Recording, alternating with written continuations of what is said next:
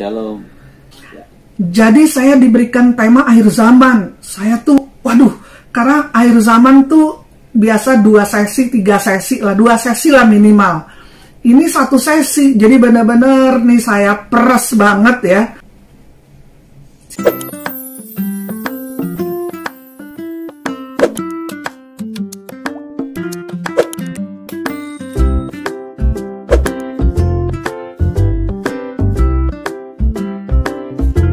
Siapa yang bisa tolong bacakan?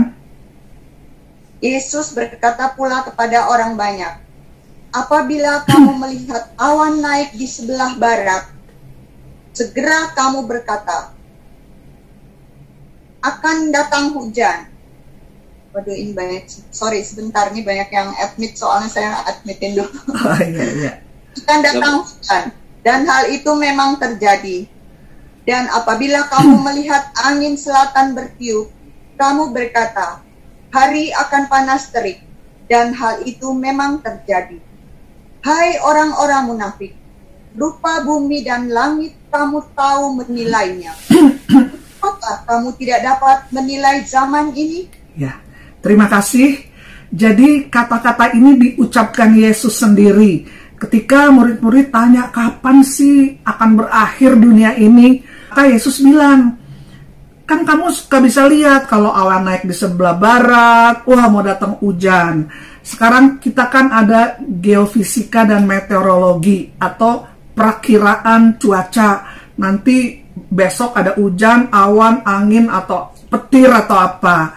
Maka Tuhan bilang, tanda-tanda itu kamu tahu. Jadi kita juga mesti belajar tanda zaman. Ini kata-kata Yesus sendiri. Maka ayat 56, rupa bumi dan langit kamu tahu menilainya. Mengapakah kamu tidak dapat menilai zaman ini? Jadi memang Tuhan mau kita tuh menilai zaman, nggak cuman cuaca aja gitu. Selanjutnya kita akan lihat. Kata mereka, katakanlah kepada kami, bila manakah itu akan terjadi, dan apakah tanda kedatanganmu dan tanda kesudahan dunia? Jawab Yesus kepada mereka, waspadalah supaya jangan ada orang yang menyesatkan kamu. Sebab banyak orang akan datang dengan memakai namaku dan berkata, akulah Mesias, dan mereka akan menyesatkan banyak orang. Kamu akan mendengar deru perang atau kabar-kabar tentang perang. Namun, berawas-awaslah, jangan kamu gelisah, sebab semuanya itu harus terjadi. Tetapi itu belum kesudahannya. Jadi ini adalah kata-kata Yesus sendiri, pengajaran Yesus tentang akhir zaman. Ketika murid-murid ditanya, apakah tanda kedatanganmu dan tanda kesudahan dunia? Maka Tuhan berkata, diawali nanti ada yang nabi-nabi palsu, kemudian ayat 6 ada perang segala, cuman itu baru awal, itu belum kesudahan. Maka ada cerita seorang cucu datang ke neneknya, waduh di sana ada perang, sana ada perang. Si nenek santai aja, udah nggak apa-apa, itu kan semua udah tertulis di kitab suci katanya. Tenang aja, udah dari dulu kok dibilang begitu. Nah inilah baru awal tanda-tandanya. Kemudian apa tanda berikutnya? Tetapi tanda yang paling deket sama akhir zaman itu apa? Itu ayat 14. Ini tanda paling deket. Ya, akan saya bacakan. Jadi ini tanda paling dekat dengan akhir zaman. Dan Injil kerajaan ini akan diberitakan di seluruh dunia menjadi kesaksian bagi semua bangsa. Sesudah itu barulah tiba kesudahannya. Jadi diberitakan, warta berita, news, breaking news. Nggak harus percaya itu bangsa, tapi udah diberitakan. Tidak pernah teknologi dunia semutakhir sekarang. Sekarang kejadian apa di mana langsung masuk di TV, di HP kita ya, di YouTube, di Google, di mana langsung dalam waktu detik tuh dunia udah tahu. Jadi sekarang yang dipertanyakan bangsa apa, bukan suku bangsa. bangsa, yaitu bangsa India lah, bangsa Indonesia lah, bangsa Jepang lah. Sekarang bangsa apa yang belum mendengar Injil? Di Jepang aja kalau Natal, walaupun mereka banyak agama Shinto, mereka tuh merayakan Natal. Bahkan kan lagu-lagu Natal itu adalah pewartaan atau penginjilan. Joy to the world, the Lord has come, gitu kan. Banyak tentang tentang Injil. Maka yang paling dekat dengan akhir zaman, Injil kerajaan ini akan diberitakan di seluruh dunia, menjadi kesaksian bagi semua bangsa. Sesudah itu barulah tiba kesudahannya. Jadi kalau kita lihat yang A ini, masih jauh atau udah deket nih kira-kira? Selanjutnya kita lihat yang B. Jadi apabila kamu melihat pembinasa keji berdiri di tempat kudus, menurut firman yang disampaikan oleh Nabi Daniel, para pembaca hendaklah memperhatikannya. Ya, jadi tadi yang udah deket tuh ayat 14, ya, Injil diberitakan seluruh bangsa. Ini juga yang 15 nih udah deket. Apabila kamu melihat pembinasa keji berdiri di tempat kudus, menurut firman disampaikan oleh Nabi Daniel, harap memperhatikan. Ya, jadi kita baca dulu terus deh. Ada yang tolong bacakan lagi? 2 Tesalonika 2 ayat 3. Janganlah kamu memberi dirimu disesatkan orang dengan cara yang bagaimanapun juga. Sebab sebelum hari itu haruslah datang dahulu murtad dan haruslah dinyatakan dahulu manusia durhaka yang harus binasa. 4. Yaitu lawan yang meninggikan diri di atas segala yang disebut atau yang disembah sebagai Allah. Bahkan ia duduk di bait Allah dan mau menyatakan diri sebagai Allah. Ya, terima kasih. Jadi yang B itu nanti ada bait Allah lagi. Untuk orang Yahudi itu bait Allah cuma satu, yaitu yang di Yerusalem. Kalau di tempat-tempat lain itu cuma sinagoga. Jadi bait Allah pertama didirikan oleh Raja Salomo, tapi diruntuhkan zaman Babelonia. Bait Allah kedua dibangun oleh Zerubabel dan direnovasi oleh Herodes, ya. Tapi pada tahun 70 itu dihancurkan oleh Jenderal Titus, dan pada tahun 70 Israel bubar sebagai negara. Memang waktu itu Yesus lagi duduk nih di bait Allah, ya, di luarnya sama murid-muridnya, mereka mengagumi bait Allah.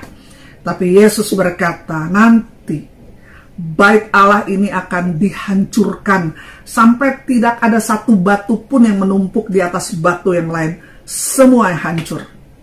Kenapa sampai batu-batu pun nggak ada? Itu karena mereka di luarnya berselaput emas. Jadi digali supaya tetesan-tetesan emas yang masuk ke sela-sela batu itu bisa diangkat. Benar-benar hancur. Sekarang yang tinggal cuman temboknya aja.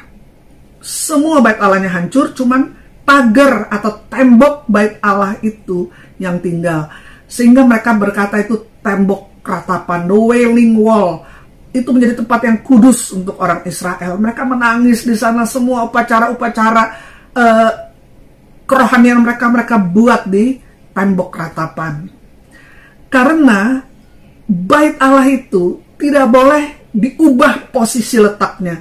Itu mesti benar-benar di tempat bait Allah yang pertama didirikan oleh Salomo, yang didirikan oleh Zerubabel, dan juga direnovasi Herodes, mesti tepat. Nah, ini sebenarnya panjang. Jadi kalau di sini ada detail gimana mereka mencarinya, akhirnya mereka menemukan situsnya. Pokoknya itu adalah Yakobus. Tanah sengketa. Tanah sengketa di mana sekarang itu yang ada adalah Masjid Al-Aqsa dan juga Dome of the Rock, ada kubah emas di situ. Kita percaya Abraham mempersembahkan Ishak di situ. Tapi saudara sepupu kita percaya Abraham mempersembahkan Ismail di situ. Jadi kalau foto Yerusalem itu ada kubah emas, itu adalah tempat Abraham mempersembahkan, bagi kita mempersembahkan Ishak. Nah, jadi ini dikuasai oleh umat muslim, sehingga ini menjadi daerah sengketa. Bayangkan Israel bubar sebagai negara tahun 70. Dan Tuhan bilang tanda yang dekat juga nanti ada bait Allah ketiga berarti. Seperti Sriwijaya, Kerajaan Mataram, Demak itu bubarnya tahun abad ke-15. Udah mustahil sekarang tiba-tiba merdeka nih Majapahit atau Mataram, Demak merdeka lagi, udah mustahil. Tapi ini dari tahun 70 udah gak ada negara. Tapi firman Tuhan iya dan amin mesti terjadi. Pada 14 Mei 1948 itu bangsa yang udah gak ada merdeka lagi. Ada sekarang negara Israel, maka menjadi sengketa dengan Palestina. Palestina bilang ini punya kita, Israel bilang ini dari zaman dulu, dari zamannya Daud, ini jadi tanah kita. Waduh, begitulah sengketa sampai sekarang. Nah, jadi tanda-tandanya adalah nanti akan dibangun lagi bait Allah.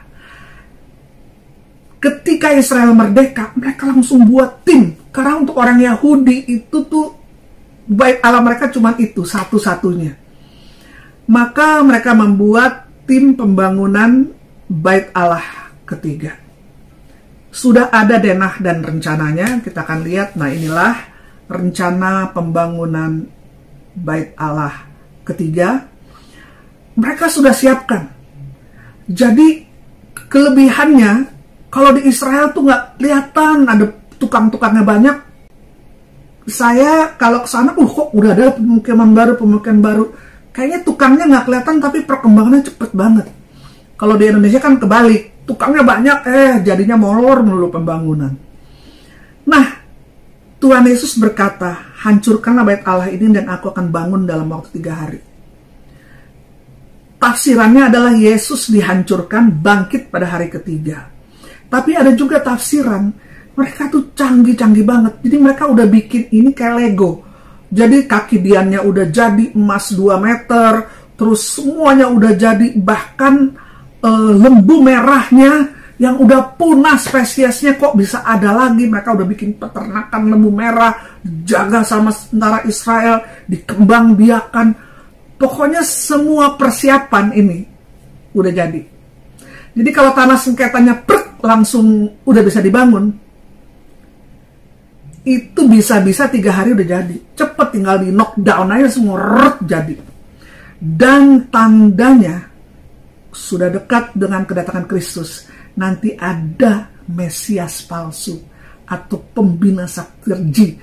Seperti Yesus, seperti Mesias nanti ada akan di bait Allah ketiga ini. Dia pura-pura jadi Mesias, padahal palsu.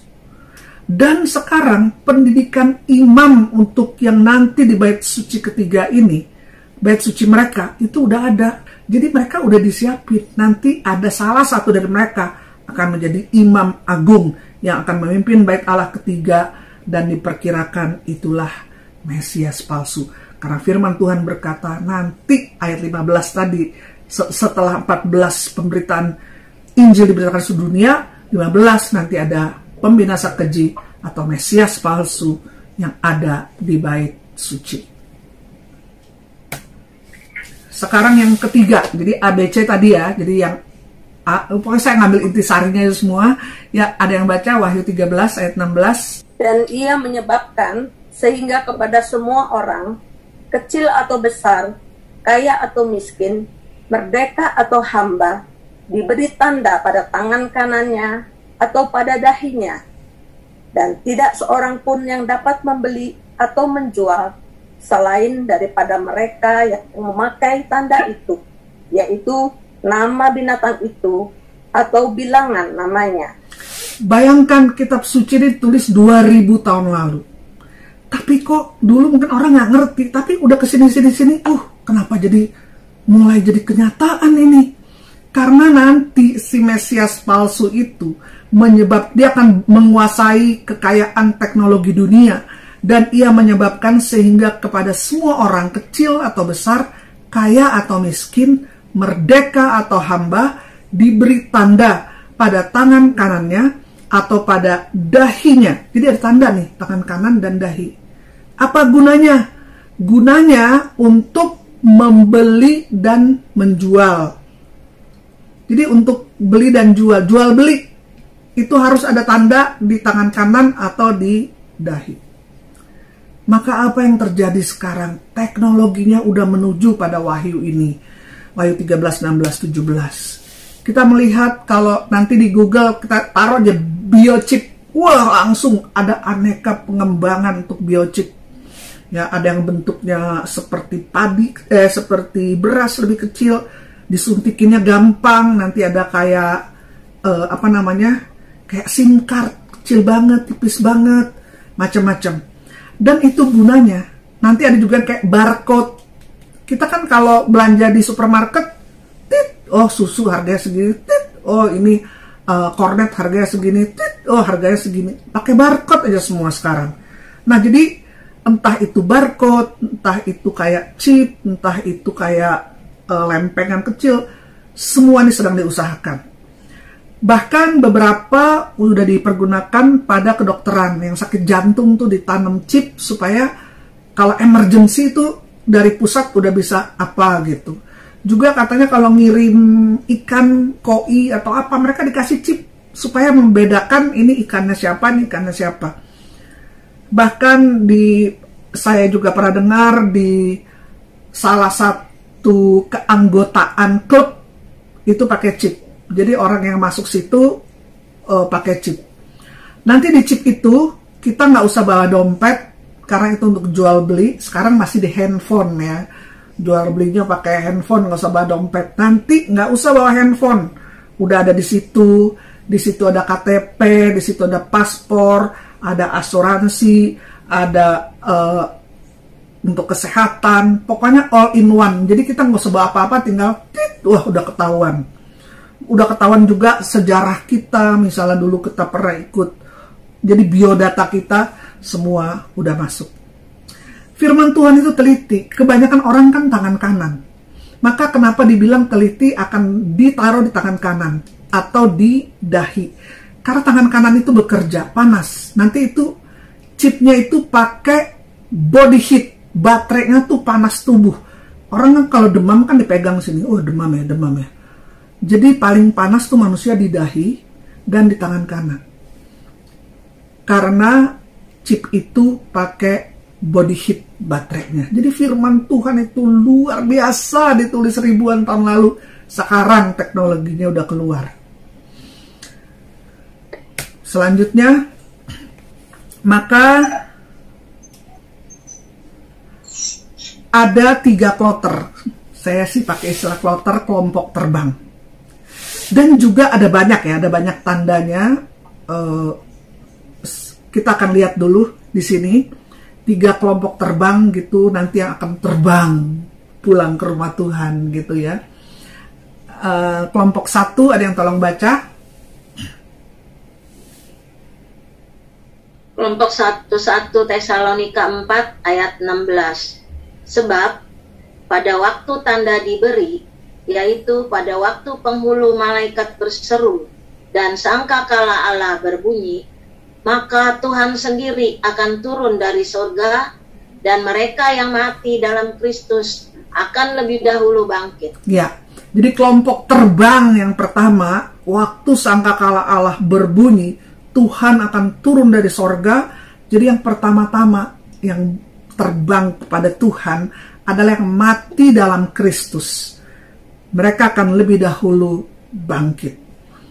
Kelompok yang kedua, silahkan tolong baca. Karena itu, hiburkanlah seorang akan yang lain dengan perkataan-perkataan ini. Iya. Nah, ini biasanya dibaca untuk kalau ada orang meninggal gitu ya. Coba 1 Tesalonika 4 ayat 17. Sesudah itu, kita yang hidup yang masih tinggal akan diangkat bersama-sama dengan mereka dalam awan menyongsong Tuhan di angkasa. Demikianlah kita akan selama-lamanya bersama-sama dengan Tuhan. Biasanya kalau ada kedukaan, kadang-kadang suka pakai ayat ini ya, bahwa kita akan pulang ke rumah Tuhan.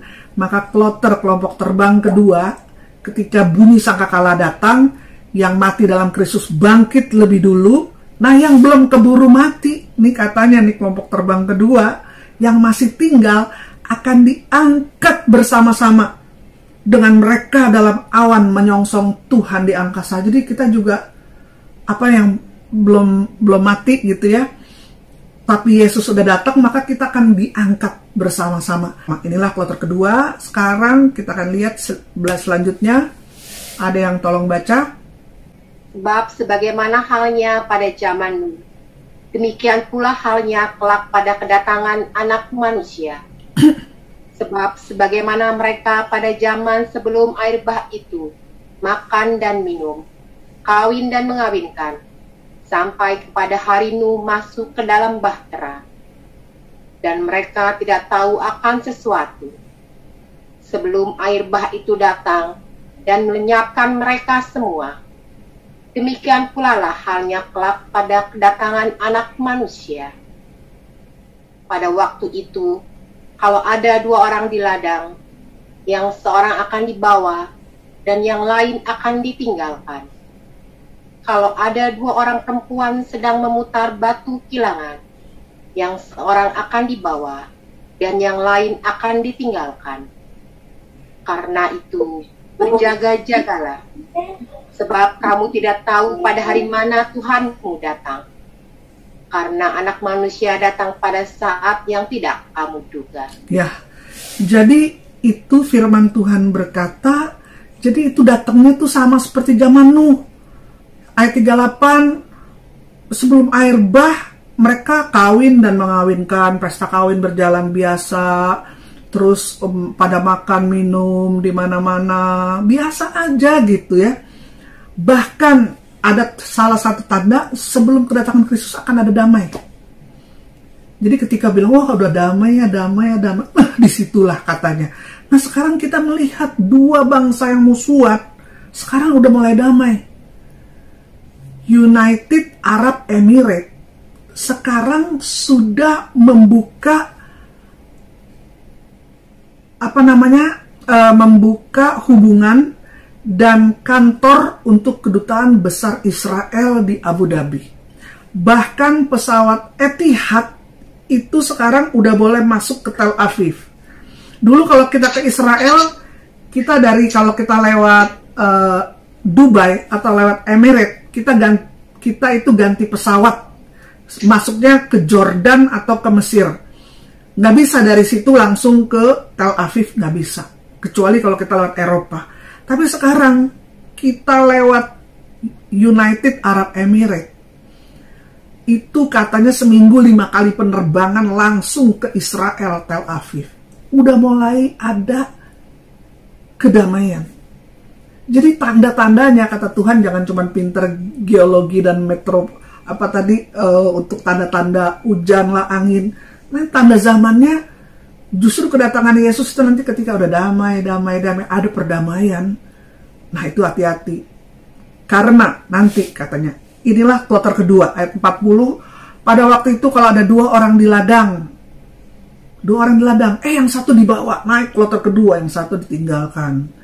Kalau ada 2 perempuan sedang memutar batu kilangan, yang seorang akan dibawa, yang lain akan ditinggalkan. Karena kadang-kadang orang pikir mau hidup di dunia 1000 tahun. Padahal paling lama 100 tahun udah jarang. Setelah itu kita akan hidup pada kekekalan lebih dari 1 miliar, 1 triliun, zillion, gazillion, eternity. Selama-lamanya. Maka biarlah kita tetap bekerja keras seperti akan hidup 1000 tahun. Tapi usahakanlah hidup sekudus mungkin seperti mau mati besok. Maksudnya apa? Kalau katanya Uskup Mandagi, manusia itu berhak jatuh dalam dosa, tapi kewajibannya bertobat.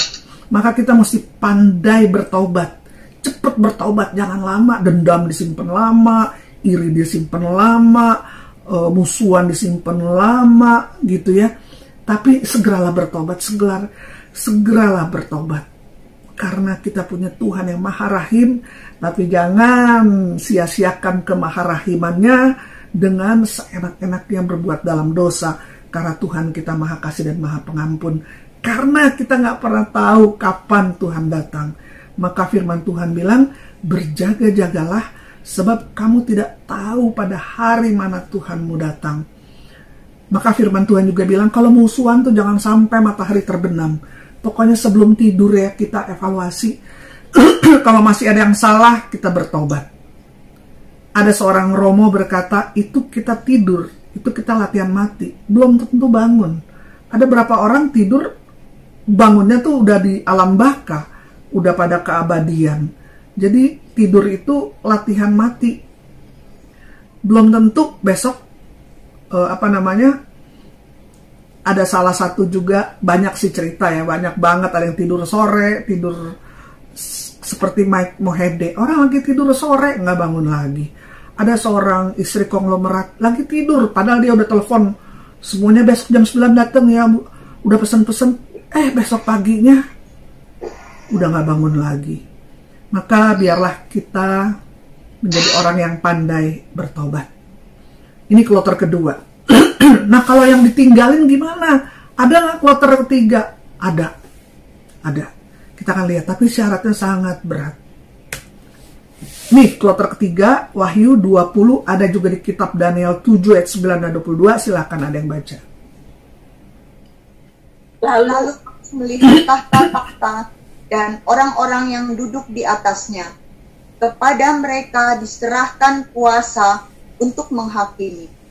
Aku juga melihat jiwa-jiwa mereka yang telah dipenggal kepalanya karena kesaksian tentang Yesus dan karena firman Allah, yang tidak menyembah binatang itu dan patungnya, dan yang tidak juga menerima tandanya pada dahi dan tangan mereka, dan mereka hidup kembali dan memerintah sebagai raja bersama-sama dengan Kristus untuk masa 1000 tahun.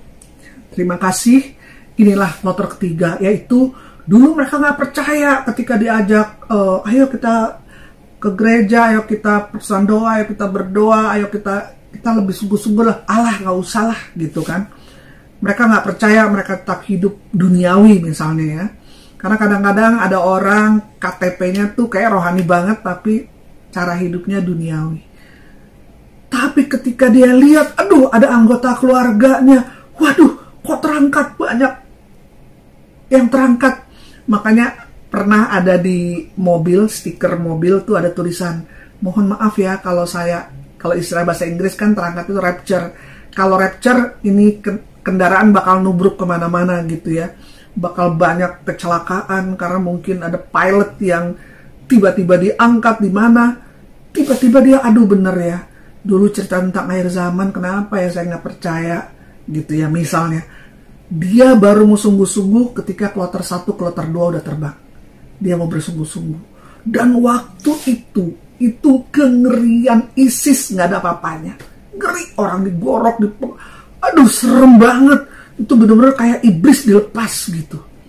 Tapi dia mau bertobat dan dia rela katanya dipenggal kepalanya. Lebih rela dipenggal kepalanya, mati sementara tapi hidup bahagia selamanya, daripada dia hidup sebentar di bawah kontrol daripada Mesias palsu ini, tapi hilang jiwanya selama-lamanya. Jadi kloter ketiga ada, setelah kloter 1, 2 naik, mereka baru bertobat, tapi masih dikasih kesempatan, tapi mereka akan mengalami masa-masa yang sulit, dan firman Tuhan berkata mereka mesti rela dipenggal kepalanya demi iman percaya mereka pada Yesus Kristus Tuhan. Nah, ada 5 event utama Tuhan Yesus. Event yang ganjreng gitu, yang utama, yaitu pertama, Tuhan Yesus harus lahir sebagai manusia. Event pertama. Event kedua, Tuhan Yesus mesti mati. Event ketiga, Tuhan Yesus bangkit dari kematian. Event keempat, sedikit lagi kita akan rayakan, yaitu Tuhan Yesus naik ke sorga. 4 event ini ada di kalender kita karena sudah terjadi. Event yang kelima yang belum, yaitu Yesus akan datang kedua kalinya. Ini kiamat, yang itu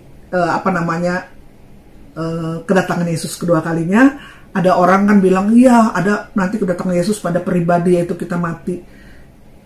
Nggak apa-apa lah kalau begitu, tapi ini benar-benar yang mati massal semua. Bahkan dikatakan juga ada salah satu kitab Petrus, nanti bumi ini akan semuanya ada apinya. Dulu zamannya Petrus, paling kebakaran di sana, kebakaran di sini, di mana-mana. Nggak mungkin lah seluruh dunia kebakaran. Tapi sekarang teman saya itu sekolah teknologi di Inggris, dia bilang di bumi ini kekuatan nuklir itu kalau dilepas semua, jangankan satu bumi, 6 bumi meledak semua. Makanya paling takut tuh perang nuklir. Amerika paling takut tuh kalau Iran buat nuklir, si Korea Utara buat nuklir, takut banget. Karena kalau udah jadi perang nuklir, ya udah deh, goodbye ya, the end of the world. Nah, di dalam iman Katolik, kadang-kadang orang nanya, iman Katolik apa sih? Waduh, apa ya? Nanya Romo dulu deh, nanya pastor deh. Iman Katolik padahal setiap minggu kita sebut. Walaupun versinya beda-beda, tapi intisarinya sama. Yaitu apa? Marilah kita nyatakan iman kita. Terus kita jawab apa? Wafat Kristus kita maklumkan, kebangkitannya kita muliakan, kedatangannya kita rindukan. Amin. Bener gak sih rindu sama kedatangan Tuhan? Ya. Ada beberapa hamba Tuhan, ada satu hamba Tuhan, dia cerita, waktu saya kena serangan jantung katanya, jadi masuk ICU. Waduh, biar saya hamba Tuhan terkenal lagi ya. Dia kalau khotbah tuh, kalau dia bilang rebah di sebelah kanan, rebah semua. Rebah di sebelah, rebah semua. Waduh, dahsyat, nggak usah kena nih gini. Cuman begini aja orang rebah semua. Nah dia bilang, saya kena sakit jantung katanya. Saya masuk di ICU. Jadi kan di situ ada tit, tit, tit. Jadi ada mesin gitu. Setiap orang kan ada mesinnya. Nanti kalau ada bunyi tit, itu berarti apa? Ada yang meninggal. Jadi kalau udah tit, ada yang meninggal. Jadi dia bilang ya, setiap ada tit, saya lihat mesin jantung saya apa saya apa bukan ya.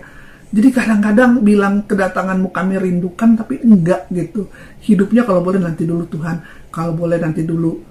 Makanya ada satu Romo Andang lah suka bilang, siapa yang masuk surga? Saya. Siapa yang sekarang mau masuk surga? Semua langsung turun tangan. Kalau boleh nanti deh Tuhan, nanti deh Tuhan. Tapi yang kita belajar dari A, B, C tadi, yang A bagaimana kedatangan Yesus paling dekat, Injil sudah diberitakan pada seluruh bangsa. Yang kedua, B adalah pembangunan bait Allah ketiga sudah dekat juga. Nanti ada damai-damai dan itu mulai dibangun. Waduh. Terus yang ketiga, C adalah nanti ada tanda ditanam di tangan kanan atau di dahi untuk menjual dan membeli. Dan itu semua sudah mulai kelihatan. Dan juga 4 event besar daripada Yesus sudah masuk kalender dunia. Tinggal event kelima, kedatangannya kami rindukan. Maka kalau boleh sebelum matahari terbenam setiap malam, kita beres-beres, mengaku dosa kepada Tuhan. Kalau kita ada marah, kita ada iri, kita ada dendam, kita ada dosa, kita bereskan. Karena besok pagi ada yang bangun, ada yang udah gak bangun lagi. Tapi yang paling penting, kita mau melekat kepada Yesus, pokok anggur yang benar, mau menjaga kekudusan, pandai bertobat, supaya anytime Tuhan datang. Maranatha, datanglah Tuhan. Amin.